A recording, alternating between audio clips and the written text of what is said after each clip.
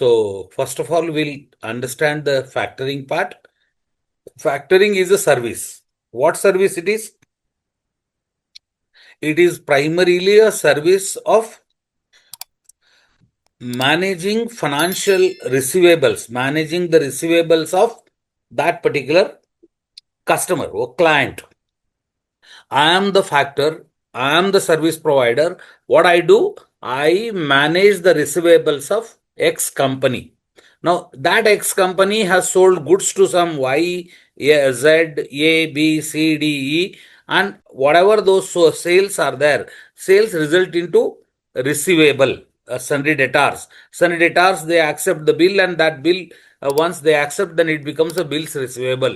I think this part you might have understood during your accountancy class. Now that receivables management, no, see, for after 45 days, money need to be collected. Now someone need to follow up. People are not that prompt. On 45th day they'll pay. So 40th day, someone need to remind them that your bill is due on 45th day, XYZ date, please pay. And then in case they don't pay, then someone need to go to them and collect it. And this kind of activity, these kind of things may not be possible by every factory, every corporate, every company. So this job, they hand it over to a financial institution, because they have got a bank network, they have got a network of people, they have got many employees with them, and they can outsource this job, and like that. So this job is done by the banks, financial institutions. So when any entity engaged in this job, then it is known as, it is the job of factoring. And in the process, see, I know the person who is selling the goods, I know the person who is buying the goods, I know both of them. So I may even give some amount of advance money to the seller against that amount which he is likely to receive from the buyer. Okay, so that's the way I can finance also. And therefore this financing, and as well as this managing this job, for that we earn, banker earn, or financial institutions earn income. So this is the job of factoring. Any doubt, any confusion, any question? Okay, so factoring is an option of managing receivables. It is not necessary that compulsorily the job need to be given. It is, after all, it depends upon that company. If they have resources, they may not give the management of receivables to anybody. And in the process, that factor may finance against that receivable and may earn some additional income. Okay, and in such a scenario, factor pays not full amount to the seller. Maybe some amount he will pass, some amount he will retain.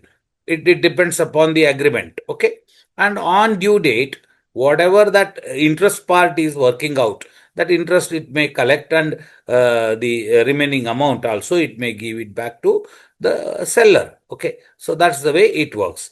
In India, when the both buyer and seller are in India, so it is not that great deal, because I am the factor, and I know buyer is in India and seller is in India, so it is not big issue. But when buyer is in foreign country, then there are issue comes up, and that issue is that the in case that the person on the due date, who can remind them, who can get the money from them, because they are in other country. Okay, so therefore this factor may engage another banker there in the foreign country, and therefore there is a possibility of second factor also, that is an import factor.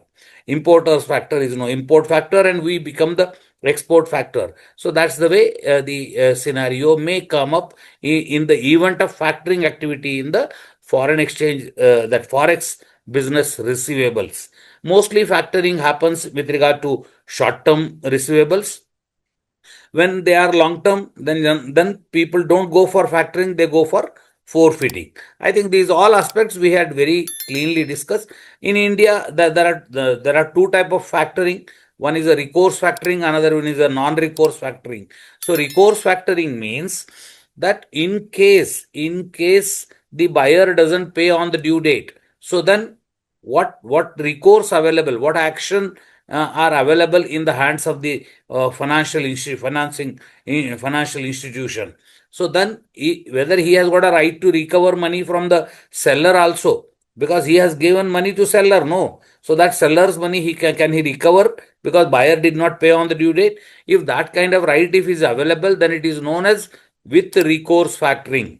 Which factoring? With recourse factoring. If that is not there, then it is a without recourse factoring. In India, Reserve Bank of India says do only the with recourse factoring. Without recourse factoring is not permitted by Reserve Bank of India except for the TReDS. Except for the TReDS. Because TReDS is restricted only to MSMEs. And there is the only scenario where the things happens without recourse.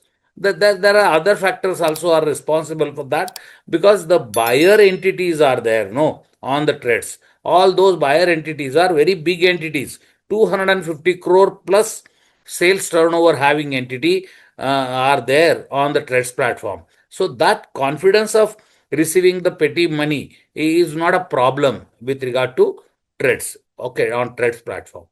So this is what is factoring. This is what the basic fundamentals of that. And the bank can do this job again two ways. One is as a department in the bank, or otherwise bank may establish a subsidiary. Either way the bank can do. Either way bank can do. Okay. Factoring business can be done through subsidiary or by departmentally. Either way it can be done. Okay. And no sooner you are financing against the receivables of a particular company, then automatically these details need to be shared, because you have a charge on those receivables. No, see what happens. No, that you are now having a charge on those receivables, and when you have a charge, automatically that charge need to be duly registered with CERSI. Duly registered with CERSI. Okay. There are factoring are there: recourse factoring, non-recourse factoring, full service factoring, invoice only factoring. Full service factoring includes comprehensive service, collection, credit checking, means due diligence to finally recovery. Everything is done by the factor, and that is very important service for our seller. No, see, right from checking the credentials of the buyer to giving a report on that. Okay, about the financial discipline of the buyer till the recovery of the sale proceeds. This is comprehensive. Or otherwise, simply when customer sales the goods and that bills receivable come to the bank, and either discounting or merely collecting, but either of these job can be done. That is the only invoice only factoring. And TReDS actually same job in a absolute electronically managed on a platform for MSMEs only. Okay, and buyers are the 250 crore turnover plus 250 crore plus turnover entities. They have to compulsorily, if they are buying goods from MSMED, then compulsorily they have to be on the TReDS platform and they must register there. So what happens once they are registered there? So no sooner an MSME sells goods to them and uploads invoice on the TReDS platform, that alarm, that alert goes to them. And once alert goes to them, then they see, yes, now these are the goods purchased from this company. Yes, I agree, I purchased. And once they accept it, that amount becomes available for multiple institutions to give a quote how much amount of money they are ready to lend against that particular amount which is receivable. For example, 1 lakh rupee to be received from that seller. Okay, or 10 lakhs rupees to be received from the seller. One company may say, one company, non-banking financial company may say 9,57,750.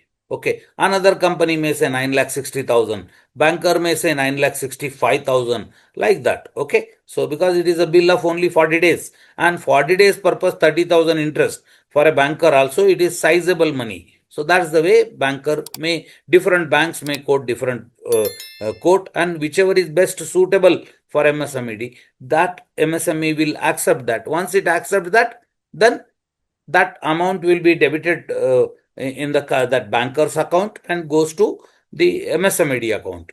On due date, the buyer will pay the money, and that buyer money will go to the that banker's account who has paid the money. So that is the cycle gets completed. Okay, so this is the process flow. On the screen you can see entire process of bill discounting on TReDS platform. So first supplier supplied the goods, that is MSMED. Supplier logs in and uploads the invoice. Buyer verifies and approves that. Once it approves, then it becomes a factoring unit, because then this unit is available for discounting. Then many bankers, financial institutions, they start bidding for that and they give a quote.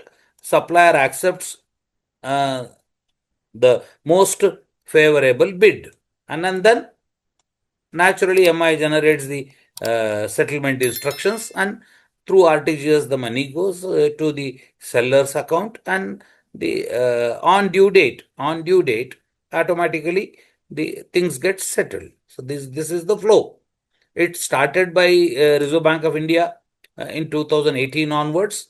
Initially it was lull, but now it has picked up, and all parties whosoever are participant on this MSMED platform, they are Payment and Settlement System Act participants. So Reserve Bank of India is a regulator for all entities who are on this particular platform, right from platform managing entities to the financial institutions. Everybody is duly regulated. Okay, though it started with 6,500 crore, now you can see here the figure. I think I may show you. Okay, that advantages, and I'm sure that after listening this, you appreciate what are all the advantages. Okay, what are all the advantages? This is the trend. So 1819, it was only 11,000 crore, and today 1,80,000 crore plus. Okay, that is up to January, 1,80,000 crore worth of bills discounted on the TReDS platform. Okay, so this is what is the things. Anybody, any question, any doubt? Hello. So here is a question. MSME supplies worth some large corporate buyer the turnover of 400 crore. MSME uploads invoice on the TReDS platform, but the buyer does not confirm the invoice. Which of the following is most likely outcome? What will happen? That is compulsory, no? So answer is B. Okay. Then TReDS platform necessitates RBI authorization under the Payment and Settlement System Act 2007. Which of the following conditions must be fulfilled? So I think we had not discussed about that. Minimum paid up equity capital of 25 crores, and non-promoter entities cannot hold more than 10% of equity of such entity. So that is what is the minimum condition stipulated by the Reserve Bank of India to be a participant under Payment and Settlement System Act. So I think now you understand a non-banking financial company having paid up capital at least 25 crore can only be, whereas other NBFCs, they can have their business up to 10 crores only. But for this activity, they have to have a net worth of 25 crore. Non-banking companies, sir? Non-banking financial company, because bank there is no problem. Okay, and all banks can be. It is not that one or other bank. Commercial bank can be, cooperative bank can be, any bank can be. Problem. A company engaged in international trade uses two-factor system for its export receivables. Which one of the following correctly describes the role of import factor? What is the role of import factor? Against the default. A manufacturing MSME wants to improve its liquidity cycle. Its invoices are usually payable in 45 days by large corporate buyers. Which of the following features of TReDS most directly addresses their problem? Again B. Okay. So financing of invoices within 24 to 48 hours means no sooner they upload, that 1 day time is available for that buyer, that entity, large entity which is a buying entity. to accept or to say something. Once it accepts, it becomes a factoring unit and goes for bidding. And all financing institutions are ready to bid because for them, this kind of guaranteed, see, short term money. One thing is this is a very short term finance. Second thing is self liquidating finance. So, no documentation, no application, no scrutiny, nothing is required. No. Are you getting me? Is there Yes, anything sir. there? No application, no due diligence, no inspection, no moving here and there, and by sitting at their own place, it is only a matter of computing, calculating, and offering the best possible quote. Okay, and then that's the way earning Sir, money. Okay, then which of the following situation best illustrates with recourse factoring arrangement? With recourse factoring arrangement means what? Okay. With this, I think I will stop. I will not go with many questions, but sample purpose, I am just trying to show you what kind of questions you can get. Okay. Even in your Indian economy, also, we had discussed a good number of questions. Okay.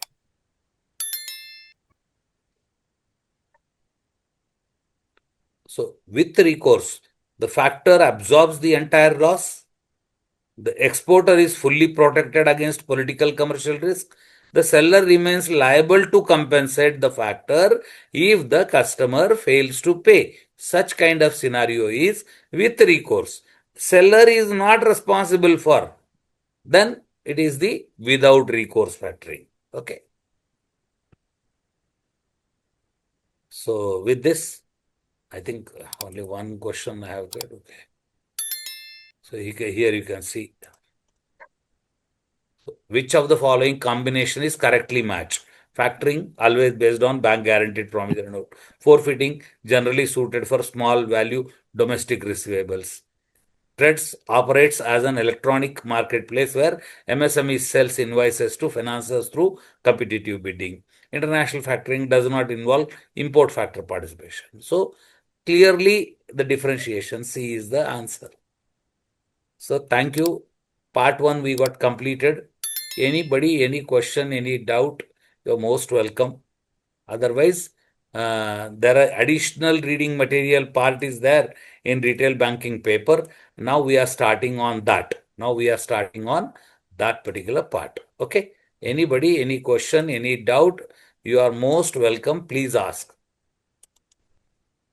And I think in this particular paper, there are 2, 3 things I just wanted to explain. I don't know whether when it is planned, how it is planned, I don't know. But you must have to go through the session on numerical computations. Okay. One session is there on the numerical calculations, okay, which includes the simple interest calculation, compound interest calculation, and the rule of 72, and the time value of money, okay, annuity, and repayment of a debt, EMI calculation. Okay, all these are guaranteed at least 2 to 3 questions you get from that. Okay, 2 to 3 questions you get from that, and I'm sure the IBS will definitely plan one or other day a session on that. 1 or 2 sessions will be there, and generally Mr. Nadeem, our faculty member is there, no senior faculty member is there. He generally takes that session. Okay, so that is what one thing. Number two, if you want, okay, and that too with the permission of that Nadeem sir, I can share the copy of that PDF of that particular presentation is with me. I can definitely share. You can go through now itself because these are all the aspects you might have already learned there in our accounts class also. That is what one thing. Number two thing is that I think tomorrow, if time permits, tomorrow, if the time permits, then we may go with discussing on few important MCQs, So definitely, they will, in case time permits. Okay. Otherwise, also on 13th and 14th, I'll be taking up exam-oriented MCQ-based session on covering retail banking, module C and module D. Okay. So that session without fail, be a part of that, ensure that you attend that. Okay, so this is what an humble submission. Okay, so now we start the part 2, and please note, part 2 is not at all new to you. This, even if nobody is taught you here, still this is a very, very practical part, day to day banking part, and those people who are aware about advances part, for them it is merely a what you can say, the remembering or uh, reinforcing their knowledge, as well as reinforcing their thought process with regard to loans. Okay, what is the title of the session? Title of the session is the lender's appraisal of home loans. Okay, this is what is the title. And what we are trying to cover today's session is the entire process in a very comprehensive manner. We try understanding this. No doubt, I know that all of you are aware. We are talking about only home loans. Now, whether it is a home loan, whether it is any loan or whatever it is, except for the purpose and except for the security, rest of all remains more or less same. More or less same. Okay. So, what is the purpose for which housing loan is granted by bank? Maybe for purchase of a new old residential unit, maybe for construction of a unit, maybe construction of a house, maybe for completion of existing residential unit which is partially constructed, maybe a takeover of home loan, means some other bank the home loan is there, that home loan to take it out, then repair and renovation purpose. Okay, and the any existing house is there for that extension purpose. Okay, or the composite finance, purchasing a plot and construction of house on that, like also. So multiple purposes you can have under the housing loan. Okay, correct? No, am I right? All these purposes bank sanctions loan. Now, in this session, what we will be discussing, key aspects: loan origination process, application and documentation, and the mortgage types and registration. Then in the same loan origination, then followed by actually risk assessment and credit appraisal, then few things about the monitoring, and in case the time permits, we'll discuss few frauds in housing bank. Okay, frauds in housing loans. Okay, that part we'll discuss. So loan origination has three phases. Loan origination has three phases. Correct? No? Number one is the information acquisition. What is that? Number one is a information acquisition. Number one is an information acquisition. Okay. Number two is a credit appraisal. And number three is the disbursement. With that, actually, our entire loan origination process gets completed. How the loan originates?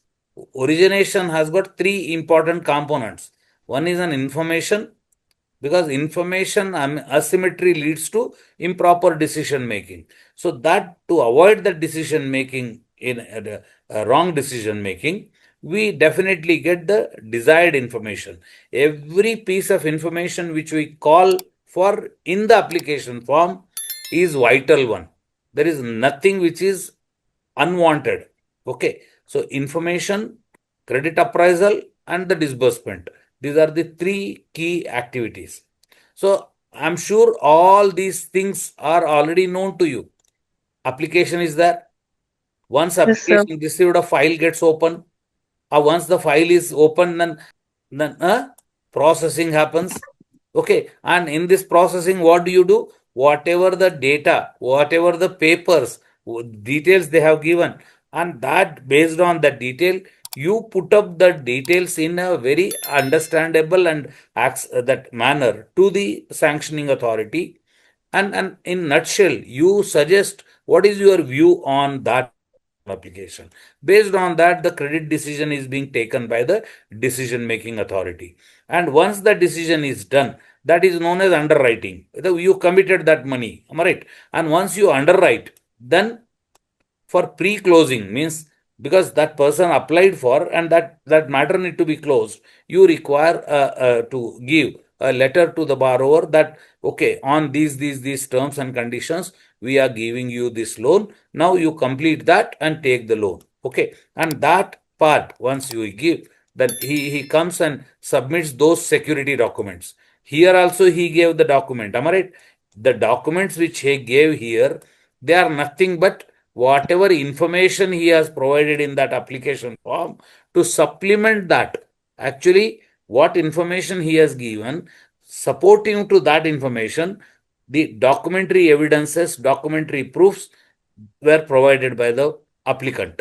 And now, after security document signing and the proper mortgage creation, he becomes the borrower. He becomes the borrower. Correct, no?